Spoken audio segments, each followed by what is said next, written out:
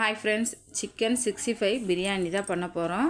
65 எப்படி மசாலா தடவி வறுக்கணும்னு சொல்லிட்டு இதுக்கு முன்னாடி வீடியோவில் சார்ட் வீடியோவில் போட்டிருக்கேன்.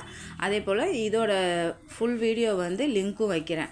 இப்போ நம்ம 65 வறுத்த எண்ணெயிலே பட்டை லவங்கம் வெங்காயம் உப்பு போட்டு வதக்கிட்டு நல்லா ஒரு 80% வதங்கினோன்னே தக்காளி சேர்த்துக்கோங்க.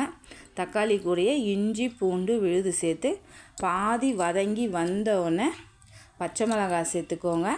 நல்லா மேட்ச் ஆனோடனே 2 ஸ்பூன் வெறும் மிளகாத்தூள், தயிர், புதினா, லெமன் மூணுத்தையும் மிக்ஸ் பண்ணிவிட்டு நல்லா எண்ணெய் பிரிஞ்சு வந்தோடனே 1 கப்பு ரைஸுக்கு 1 கப்பு தண்ணி வச்சு ஊற வச்ச பாஸ்மதி ரைஸையும் சேர்த்து நல்லா மிக்ஸ் பண்ணி தண்ணியும் ரைஸும் ஒன்றா வந்தவுடனே 65 வறுத்துருக்கோம் பாருங்க, அதை போட்டு ஒரு 10 நிமிஷம் டம்மு வச்சு எடுத்திங்கன்னா சூப்பராக ரெடி ஆகிடும். டேஸ்ட் வந்து ரொம்ப சூப்பராக வந்திருந்தது. நல்லாவும் ரைஸ் ரொம்ப நீட்டாக